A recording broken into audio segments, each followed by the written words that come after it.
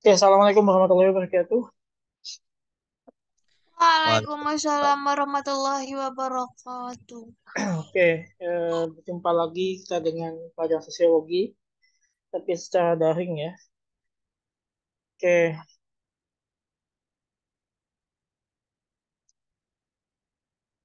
oke, hari ini kita akan membahas terkait tentang konflik halaman 131 ya, halaman 131. Ya.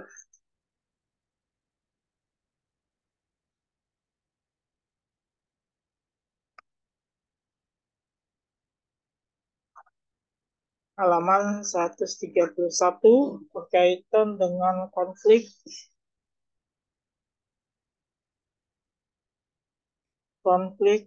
kekerasan, kekerasan dan perdamaian ya. Pertama terkait tentang teori konflik ya. Nah, di sana disebutkan kata konflik berasal dari bahasa Latin atau yaitu configere yang artinya saling memukul. Dalam bahasa Kamus Besar Bahasa Indonesia atau KBBI, konflik didefinisikan sebagai percekcokan, perselisihan atau pertentangan. Dengan demikian, secara sederhana konflik merujuk pada adanya dua hal atau lebih yang berseberangan, tidak selaras dan bertentangan. Sebagai contoh,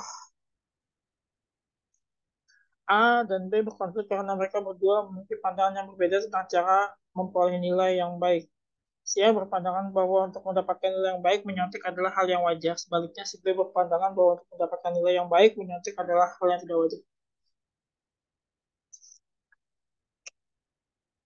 Sebentar, rasanya sudah ini ya. Sudah apa belum ini? Masih sudah sih. Ada yang ingat nggak sampai di mana kita kemarin itu? Saya lupa ya. Yuk, kita ingat sampai di mana? Oke, saya ulangin aja ya, apa ya. Dari konflik tadi.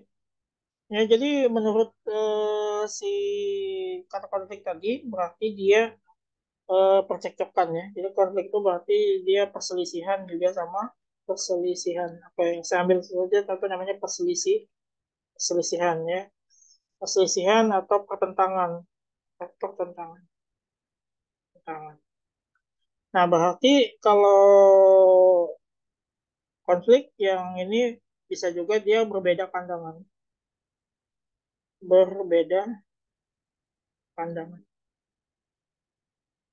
Berbeda pandangan, berarti dia menimbulkan konflik. Nah, sebagai contoh tadi adalah kasus si A berpandangan bahwa menyuntik itu baik, tapi si B menyuntik itu tidak baik.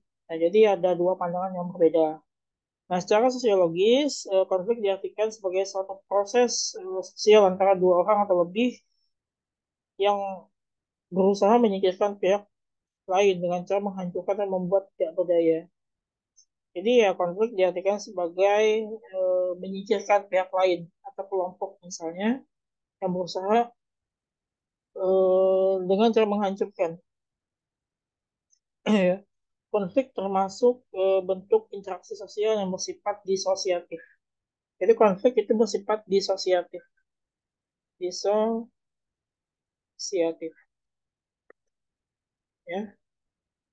Kemudian Sujono Sukanto menyebut konflik sebagai suatu proses sosial individu atau kelompok yang berusaha memenuhi tujuannya dengan jalan menantang pihak lawan, yang disertai dengan ancaman dan atau kekerasan.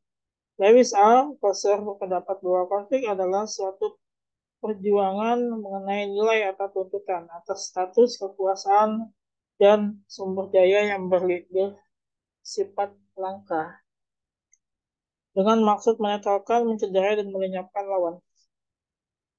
Jadi dia eh, perjuangan mengenai nilai atau tuntutan atas status kekuasaan. Jadi berkaitan dengan status kekuasaan. Jadi ketika dia atau orang tersebut atau kelompok tersebut terjadinya konflik, maka dia ingin mempertahankan statusnya seperti itu, meninggikan statusnya. Itu tujuan daripada konflik sebenarnya ya. Tujuan daripada konflik adalah ya melawan, kemudian meningkatkan status ya, supaya dia dihargai oleh lawannya tersebut. Nah, itu tujuan daripada konflik. Jadi konflik juga memiliki tujuan sebenarnya. Dengan cara ya berbagai macam cara, mulai dari menetralkan, mencederai dan melenyapkan lawannya.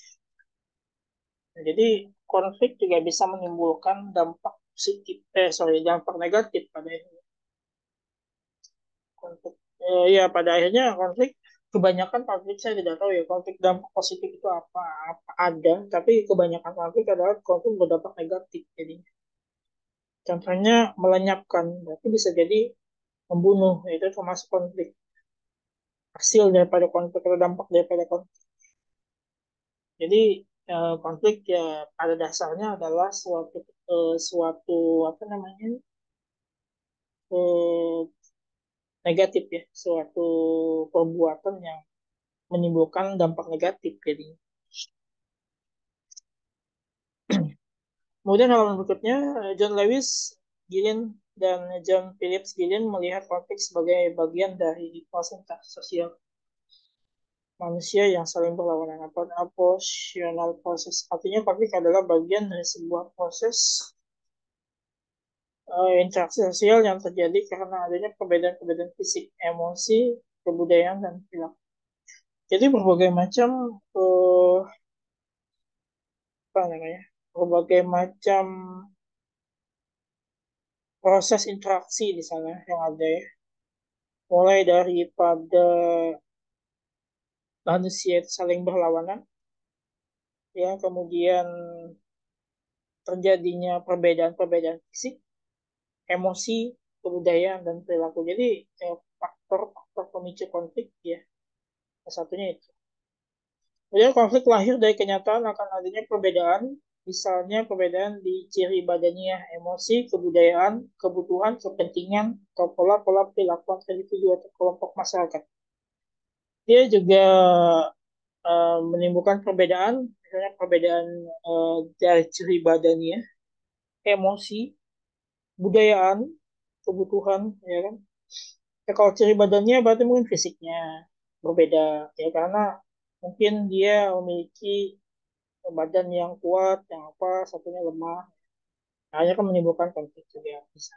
Bisa apa namanya menimbulkan penindasan terhadap mungkin yang kuat akan menindas yang lemah. Jadi kan seperti itu. Atau misalnya kalau kasus remaja kebanyakan ya pembulian. Ya, pembulian itu kan juga konflik sebenarnya.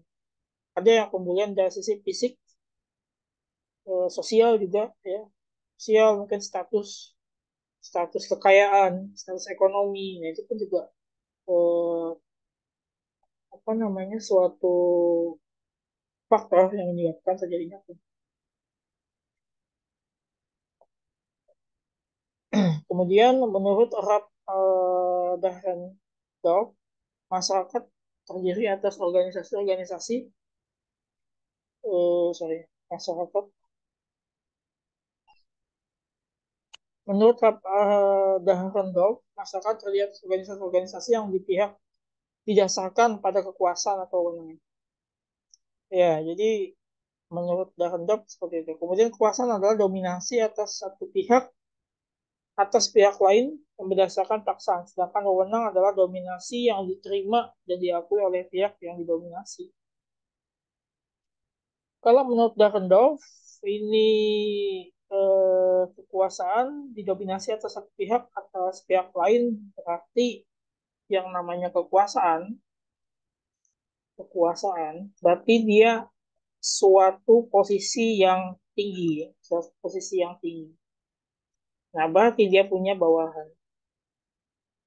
Nah, dominasi oleh satu pihak berarti dia misalnya kelompok atau perorangan. Kemudian dia punya bawahan, sama statusnya dia sebagai kelompok atau individu juga. Berarti kekuasaan dalam hal konflik ini ada dominasi satu pihak atas pihak lain yang berdasarkan paksa. Jadi beda dengan kekuasaan yang dari segi positif ya. Tapi kalau yang ini kekuasaan dalam hal konflik. Nah, sedangkan wewenang adalah dominasi yang diterima dan diakui oleh pihak yang didominasi. Nah, itu eh, dominasi. Wewenang ya. Pihak yang didominasi atau pihak mendominasi adalah pihak yang ini. Berarti dia punya wewenang. Wewenang itu jelasnya seperti apa ya? Seperti suatu ini ya. Eh, apa ya? Seperti suatu perintah atau ya semacam apa namanya ya? Ya lebih lebih kekuasaan itu wewenang ya. Dia punya hak untuk menyuruh kepada bawahannya namanya wewenang. Nah, jadi dia punya wewenang eh, atas kekuasaannya tadi. Jadi antara kekuasaan dan wewenang ini saling berkaitan gitu. Nah, kemudian Darendorf menamakan kondisi itu sebagai imperative coordinated association atau asosiasi yang dikoordinasikan secara paksa. Jadi disebut dia sebagai imperatif ya, coordinated coordinate association atau asosiasi yang dikoordinasikan secara paksa ya. Ini asosiasi, ini koordinasi, ini imperatif, ini paksaan ya. Kemudian eh,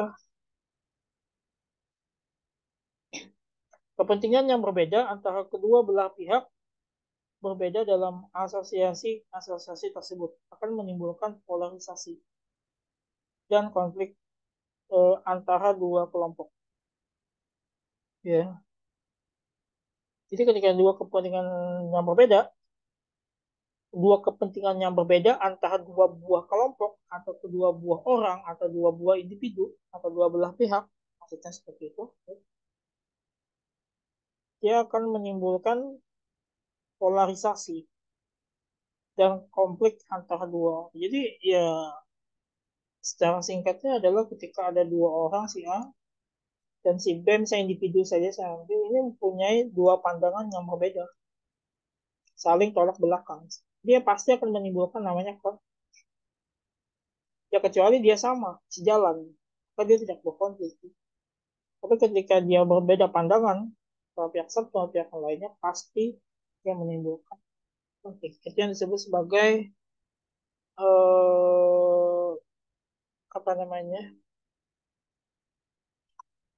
polarisasi dan konflik tadi. Sebagai contoh, pihak penguasa berkepentingan untuk mempertahankan kekuasaan, sedangkan pihak yang dikuasai berkepentingan untuk memperoleh kekuasaan. Keberhasilan kelompok yang dikuasai untuk merebut kekuasaan akan menyebabkan terjadinya perubahan sosial.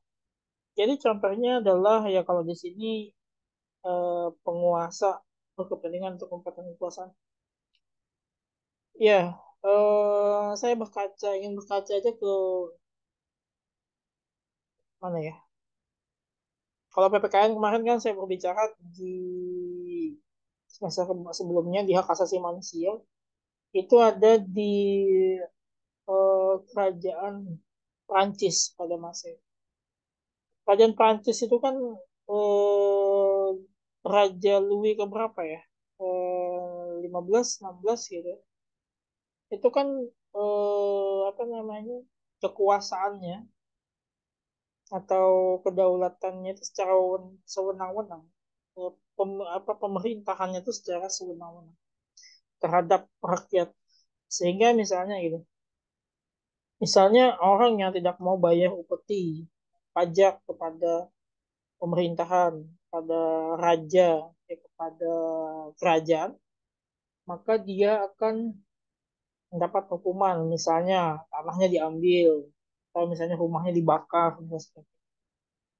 atau apa seperti itu ya. Itu kan adalah tindakan ya dominan pada masa kerajaan dulu di Eropa ya. Saya berbicara di Eropa. Apakah di Nusantara seperti itu juga dulu? Ya mungkin ya di zaman-zaman sejarah ya. Zaman-zaman sejarah, maksudnya zaman kerajaan-kerajaan. Mungkin kalian lebih memahamin juga ya terkait tentang pelajaran sejarah misalnya seperti apa. Nah, jadi ketika pihak kerajaan meminta upeti atau pajak kepada rakyat, dan rakyat menolak, maka akan terjadi pemaksaan konflik pada akhirnya. Nah, ya pihak yang dikuasai itu tidak mau menyerahkan hartanya. Nah, pada akhirnya kan di ujung akhir cerita kerajaan Prancis itu terjadi pemberontakan. Jadi pemberontakan dari rakyat kepada pemerintahan seperti itu. Dan pada akhirnya lambang kekuasaan daripada kerajaan pada masa itu adalah penjara Bastille, penjara Bastille ya, Bastille. Itu diruntuhkan, atau tembok penjara Bastille diruntuhkan dan penjaranya berhasil diruntuhkan. Maka berakhirlah kekuasaan daripada raja dan raja pada masa itu ya sudah mungkin sudah tidak berdaya atau apa ya, akhirnya kan menyerah ya ketika apa namanya penyerangan dipimpin oleh Jenderal Lafayette seperti itu.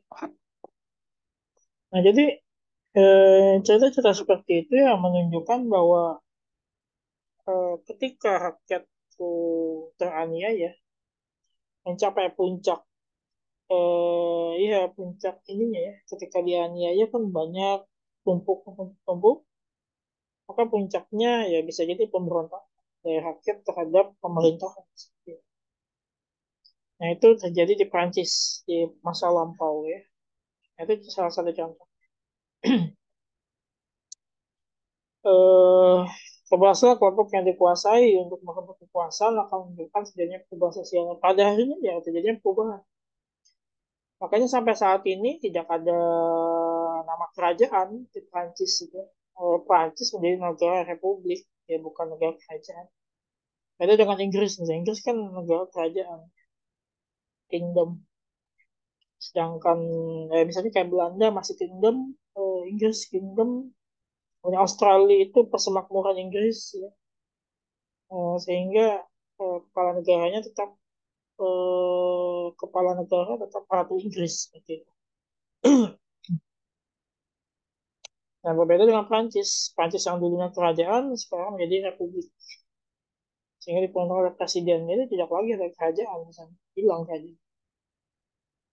Makanya terjadinya perubahan sosial di sana. Yang awalnya statusnya seperti ya pemerintahan kerajaan, maka saat ini yang dipilih ya seperti layaknya di Indonesia dengan pemilu, siapapun boleh mencalonkan sebagai presiden seperti itu.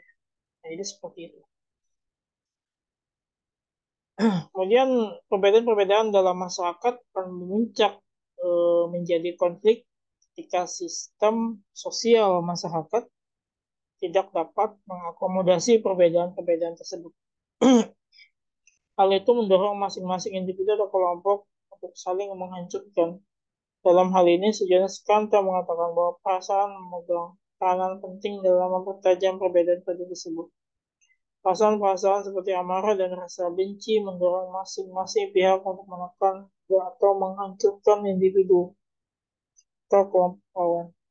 Sementara itu, menurut Jemur, sistem sosial dapat dikatakan mengandung konflik hanya jika para penghuni sistem tersebut membiarkan dirinya dibimbing oleh tujuan-tujuan atau nilai-nilai yang bertentangan dan terjadi secara besar-besaran.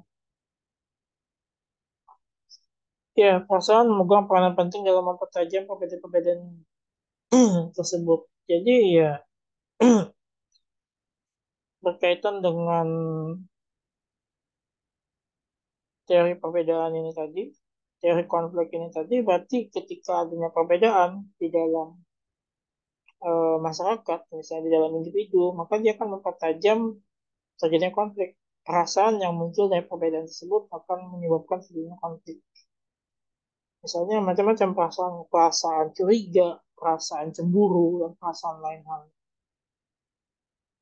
Kemudian Lewis Alcocer menyatakan bahwa konflik terbuka lebih umum terjadi pada hubungan-hubungan sosial yang parsial daripada hubungan-hubungan sosial yang personal dan intim. Misalnya antara anggota keluarga, antar suku, antar warga negara. Meskipun demikian, perbedaan dan perselisihan dalam hubungan sosial yang intim juga dapat potensi konflik. Oh ya, Indonesia kan ya saya katakan kita terdiri atas suku, agama, ras, dan antar golongan. Ini kan kalau dalam hal kebinekaan kita sudah terjaga misalnya. Bhinneka Tunggal Ika, misalkan slogan negara, ini kan sudah terjaga dalam hal ini. Suku, agama, ras, dan antar golongan. Nah, dalam keadaan hal tersebut, itu kan sudah hubungan yang sangat intim, misalnya sudah terjadi keharmonisan, tidak ada gesekan antara agama tertentu, misalnya suku tertentu tidak ada gesekan, kemudian begitu juga dengan ras dan antar golongan. Tetapi ketika itu dipicu oleh suatu apa ya, suatu keadaan yang kecil saja, misalnya suatu ujaran kebencian lah atau apa misalnya, itu bisa menimbulkan suatu perselisihan jadi konflik dan suatu dapat meledak. Misalnya adanya ujaran kebencian di media sosial, misalnya antara satu agama dengan agama yang lain dia domba oleh pihak-pihak yang tidak bertanggung jawab misalnya. Itu kan bisa terjadi gesekan, konflik, dan suatu hal itu dikatakan bisa meledak. Ya kan? Atau mungkin hal yang sepele seperti itu. Bisa bisa menyebabkan konflik yang besar. Ya. Koso mengatakan bahwa hubungan yang intim umumnya orang berusaha menekan rasa permusuhan demi menghindari konflik. Namun hal itu akan menyebabkan akumulasi permusuhan yang suatu bisa meledak. Sebagai contoh, suami dan istri dapat berbeda pandangan tentang penggunaan pendapatan keluarga. Karena ingin melanggengkan perkawinan, keduanya enggan bertikai tentang masalah tersebut. Tindakan mengabaikan perbedaan pendapat itu tidak ada artinya bila suatu saat itu meledak. Bila hal itu terjadi, masalah tambahan juga akan muncul ke permukaan seperti tentang kaca jendela yang dipecahkan anak atau gaya susunan mebel yang dipilih oleh sang istri dapat menjadi pemicu konflik. Bahkan konflik-konflik lain seperti konflik non realistis misalnya seperti kekecewaan, pimpinan enggan menaikkan gaji akan menambah luapan emosi konflik tersebut. Dengan cara pandang seperti itu, kita akan memahami konflik yang terjadi antar daerah, pemerintah pusat di negara-negara berkembang. Nah, ini contohnya diambilnya adalah konflik dalam rumah tangga. Nah, ketika ada yang namanya suami dan istri, misalnya suami plus istri ya, nah, ini kan dalam suatu rumah tangga. Biasanya terjadi mulai dari konflik yang kecil. Ada konflik yang kecil misalnya di situ perbedaan penggunaan pendapatan. Suami punya gaji berapa? Misalnya 5 juta. 5 juta. Digunakan oleh dikasih ke istri, misalnya anggap kasih 4 juta. Kasih 4 juta. Suami megang 1 juta, misal. Kasih 4 juta. Kasih 4 juta belanja ini segala macam, biaya sekolah anak, segala macam.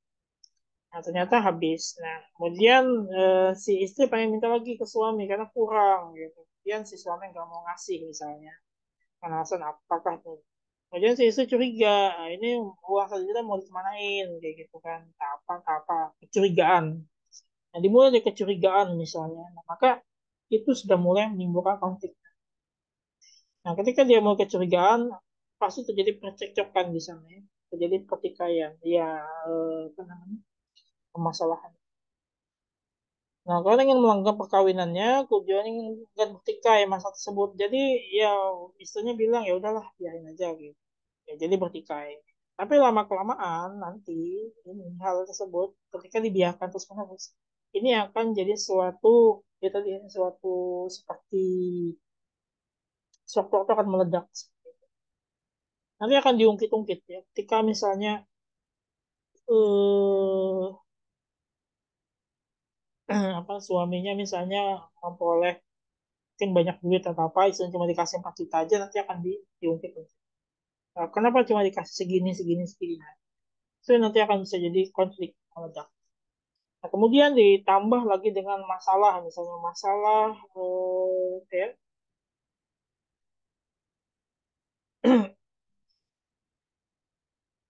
tambah lagi dengan misalnya masalah masalah apa ya, misalnya masalah di sini disebutkan kaca jendela yang pecah, misalnya hal-hal yang sepele, kaca jendela pecah, kemudian apalah kayak gitu kan, ya. Jadi itu semakin mempertajam si suasana yang tidak nyaman di dalam rumah. Ya, belum lagi misalnya kecemburuan si istri terhadap suaminya yang misalnya entah berbicara dengan wanita lain, entah mungkin menerima pesan dari wanita lain. Itu jadi menimbulkan suatu prasangka yang tidak baik, suatu prasangka yang negatif. Nah, sehingga dikhawatirkan lama kelamaan ya puncak daripada semua itu akan menimbulkan yang namanya konflik, ya meledak dan menimbulkan namanya konflik seperti itu. Bisa juga kekecewaan terhadap gaji suaminya, ya mungkin karena kecewa terhadap pimpinannya karena gajinya tidak naik-naik, ya bisa jadi akan menambah luapan emosi konflik tersebutnya. Nah, itu yang disebut sebagai konflik tadi. Oke, saya masih punya waktu. Saya lanjutkan dengan kekerasan. Ya. Kekerasan di sini sebagaimana telah kita ketahui, sebuah konflik selalu disertai dengan luapan-luapan eh, kekerasan. Ya. Halaman selanjutnya. Bagaimana telah diketahui, sebuah konflik selalu disertai dengan luapan-luapan perasaan tidak suka, benci, dan amarah. Dari luapan perasaan tersebut timbul keinginan untuk menghancurkan lawan atau pihak lain. Apabila keinginan tersebut diwujudkan dalam tindakan menghancurkan lawan, maka pada saat itulah terjadi kekerasan. Dengan demikian dapat dikatakan bahwa kekerasan adalah bentuk lanjutan pada konflik. Ya, kelanjutan pada konflik adalah kekerasan. Jadi ini lanjutan dari konflik, ya, konflik namanya kekerasan. Dalam KBBI, kekerasan dibenarkan sebagai sebuah perbuatan seorang atau kelompok yang menyebabkan cedera atau matinya seorang. Jadi ini tindakannya.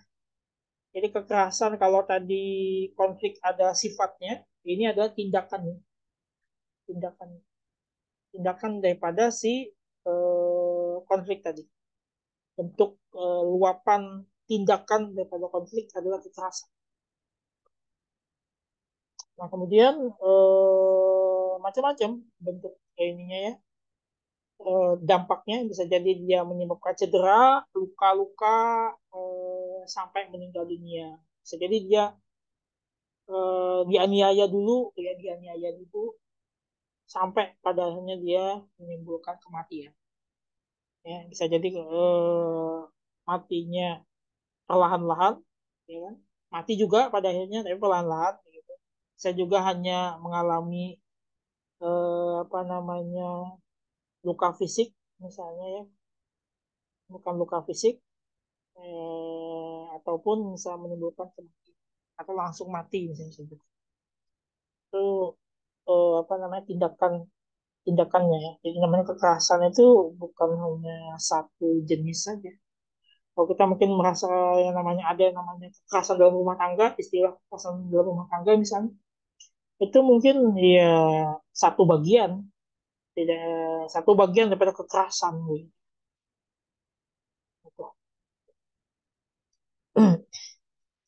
Kemudian atau menyebabkan kerusakan fisik atau barang-barang orang lain. Ini fisik fisik daripada si orangnya bisa juga atau barangnya.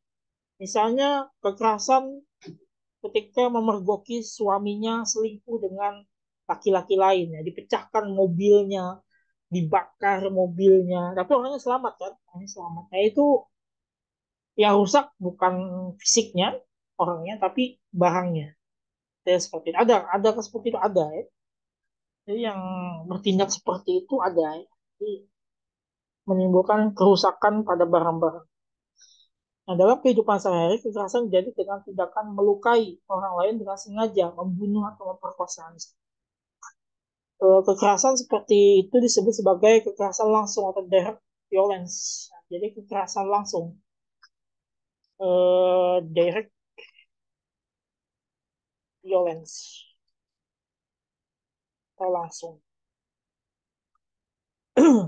Kekerasan juga menyangkut tindakan-tindakan seperti mengekang, mengurangi, atau meniadakan hak seseorang, mengintimidasi, memfitnah, meneror orang lain. Bahkan bagi kaum humanis, tindakan membiarkan atau menjerumuskan seorang dalam suatu kekerasan eh, juga merupakan bentuk kekerasan. Jadi mulai dari sifat tindakan-tindakan seperti mengekang ya, misalnya punya pacar dikekang itu juga salah satu bentuk kekerasan ya, kekerasan, mengekang, tidak membolehkan dia apa namanya berteman dengan orang lain itu mengekang. Secara kasarnya itu mengintimidasi, ya. Mengintimidasi, mengurangi atau meniadakan hak seseorang.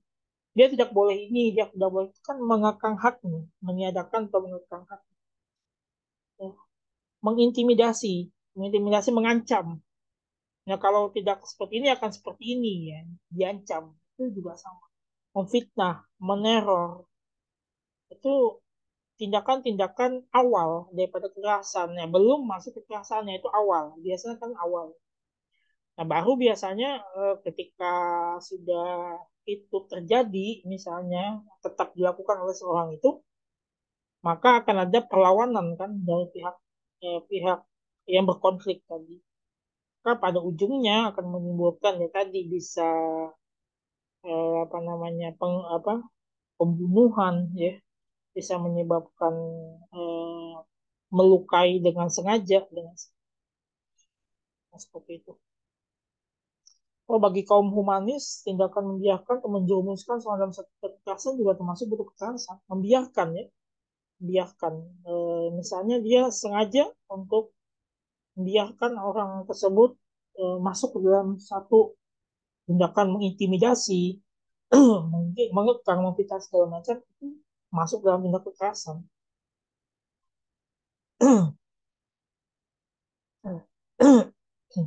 Sebagai contoh, tindakan membiarkan seorang pencuri dihakimi massa. Itu ketika ketangkep kan seharusnya diamankan oleh polisi, pihak berwajib, tapi ini malah dipukulin kayak gitu. Itu kan main hakim sendiri ya.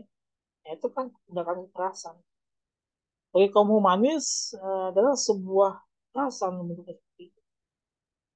Nah, kekerasan seperti itu tidak digolongkan sebagai kekerasan tidak langsung atau indirect indirect violence. Nah, jadi tak langsung. Jadi ketika ada orang yang mencuri, kita yang benar sebenarnya, tapi kita serahkan ke massa dipukulin, ya itu menimbulkan kekerasan juga. Pada akhirnya yang pelaku sebagai korban, pada yang korban sebagai pelaku. Nah, sebaliknya, akhirnya pelaku yang jadi korban, kayak gitu. Jadi bisa menimbulkan hal yang menimbulkan kekerasan tadi. Nah, mungkin itu saja dalam hal ini. eh, Temuan pada hari ini. Silakan sebelum saya tutup, adakah yang didiskusikan atau ditanyakan?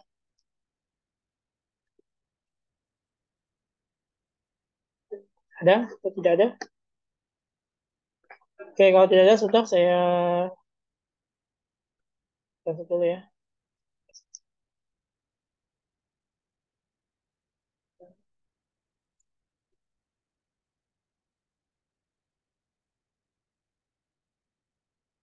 Oke, kalau tidak ada, terima kasih atas partisipasinya. Saya Heri, Assalamualaikum warahmatullahi wabarakatuh. Waalaikumsalam warahmatullahi wabarakatuh. Oke, ya, silakan boleh.